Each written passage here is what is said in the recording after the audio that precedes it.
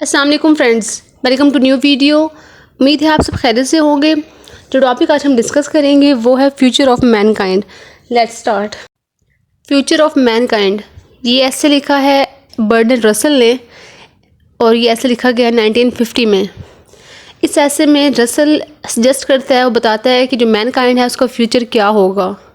उसके according 3 possibilities हैं Mankind के फ्यूचर की। पहले जो पॉसिबिलिटी है वो है complete extinction of human life, कि तमाम जो इंसानियत है ना इसका ख़ात्मा हो जाएगा। दूसरी जो पॉसिबिलिटी है वो है रिड्यूस टू बार्बरिज्म, और जो तीसरी पॉसिबिलिटी है वो है एस्टेब्लिशमेंट ऑफ वर्ल्ड गवर्नमेंट। वो कहते हैं कि सिर्फ इन तीनों में से एक काम हो सकता है। मैं मतलब उसे यकीन था कि जो मैनकाइंड का जो फ्यूचर है ना वो इन तीनों में से ही एक है।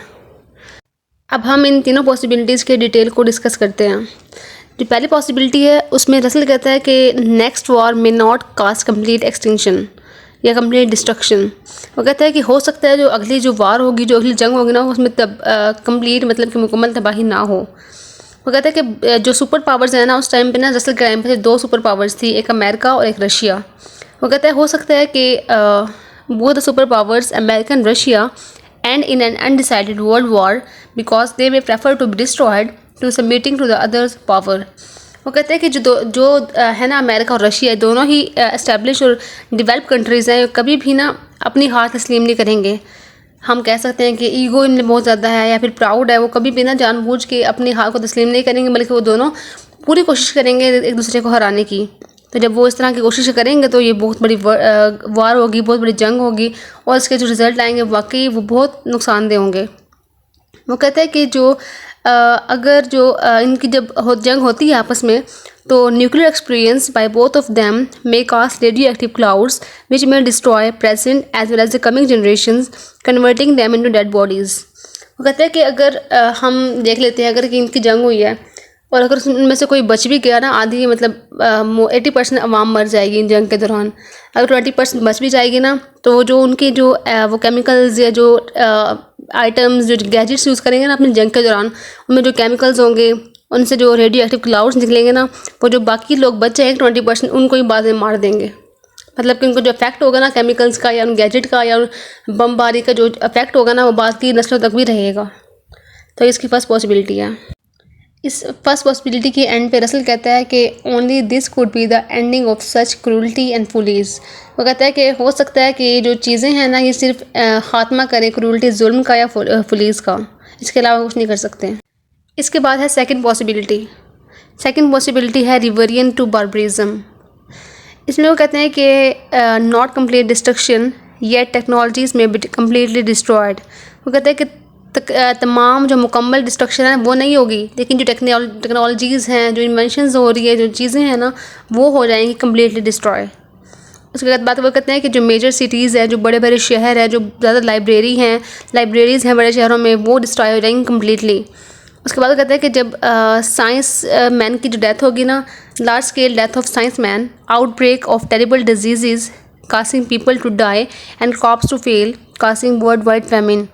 वो कहते हैं कि जब लार्ज स्केल पे साइंसमैन की जो साइंटिफिक हैं, जो साइंटिस्ट हैं, उनकी डेथ हो जाएगी ना, तो उससे बहुत सारी बीमारी जन्म लेंगी, क्योंकि वो साइंटिस्ट जो होते हैं वो हर वक्त काम कर रहे होते हैं, वो बीमारियों का इलाज ढूंढ रहे होते हैं। वो कहते हैं कि जब वो मर जाएंगे, खुद मर जाएंगे, तो पीछे रहने वाले जो अवाम है ना, वो भी किसी ना किसी बीमारी से मर जाएंगे। और फिर अगर वो फर्टिलाइज़र और जो एग्रीकल्चर में उनकी हेल्प आउट नहीं करेंगे, तो फिर वो लोग भूख से मर जाएंगे, क्योंकि जब कोई खाद नहीं होगी, कोई उसको देखभाल करने वाला नहीं होगा, तो लोग भूखे मर जाएंगे और कुछ लोग बीमारी से मर जाएंगे। इसके बाद जो थर्ड पॉसिबिलिटी है वो है एस्टेब्लिशमेंट ऑफ वर्ल्ड गवर्नमेंट।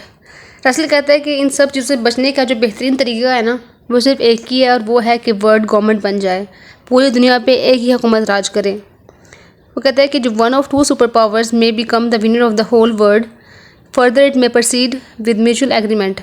क्योंकि रसल के टाइम पे सिर्फ 2 सुपर पावर्स थे, एक अमेरिका और एक रशिया। वो कहता है कि मतलब ये बात होनी चाहिए कि इन दोनों सुपर पावर्स में से एक सुपर पावर जो है ना, वो तमाम दुनिया की विनर बन जाए, और फिर इसको कहता है कि हमने प्रोसीड करना है with mutual agreement. Nations which favour the establishment of single world government may come closer getting stronger may ask others to join by using force. वो कहते हैं कि अगर फॉर एग्जांपल हम सेलेक्ट करते हैं अमेरिका को एज अ वर्ल्ड गवर्नमेंट, तो जो कंट्रीज़ जो नेशन अमेरिका को फेवर करते हैं ना, वो सब एक साइड पे इकट्ठे हो जाएं, वो मिल जाएं आपस में। और अगर रशिया को फिर कहें, आराम से पहले बात करें, उन्हें कहें कि हमारे साथ आ जाएं, क्योंकि हम ही सुपर पावर बनेंगे, क्योंकि हमारे साथ ज़्यादा अवाम है। अगर रशिया मान जाता है आराम से तो ठीक है, अगर रशिया नहीं मानता तो उसे फिर बाय फोर्स मनाया जाए। अगर हम रसल की बात करें ना, तो रसल भी ना अमेरिका को प्रेफर करता है एज अ वर्ल्ड गवर्नमेंट। उसके कुछ रीज़न्स भी हैं। पहले रीज़न वो कहता है कि ये है कि जो अमेरिका है ना, America has respect for civilised life. Second, freedom of thought, freedom of inquiry, human love. वो कहते हैं कि जो अमेरिका है ना, उसमें रिस्पेक्ट है सिविलाइज्ड लाइफ के अकॉर्डिंग। उसके बाद वो कहता है कि जो वहाँ पे फ्रीडम है सोचने का, वहाँ पे फ्रीडम है इंक्वायरी करने का, वहाँ पे ह्यूमन लव भी है। उसके बाद वो कहता है कि in America one may write against Lincoln, but in Russia one who writes a book against Lenin will be killed. वो कहता है कि अगर अमेरिका में हम एक कुछ वर्क लिखते हैं लिंकॉलन के अगेंस्ट तो वो चलता है, लेकिन अगर हम रशिया में लिखें कोई बुक लेनिन के अगेंस्ट तो हमें मार दिया जाएगा। मतलब वहाँ पे कोई फ्रीडम ऑफ स्पीच नहीं है, रशिया में कोई फ्रीडम ऑफ थॉट नहीं है।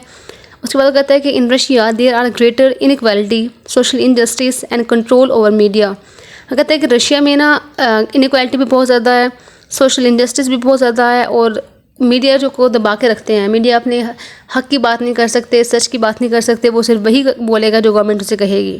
तो वहाँ पे मीडिया को भी फ्रीडम हासिल नहीं है, इसलिए वो अमेरिका को फेवर करता है और रशिया को फेवर नहीं करता।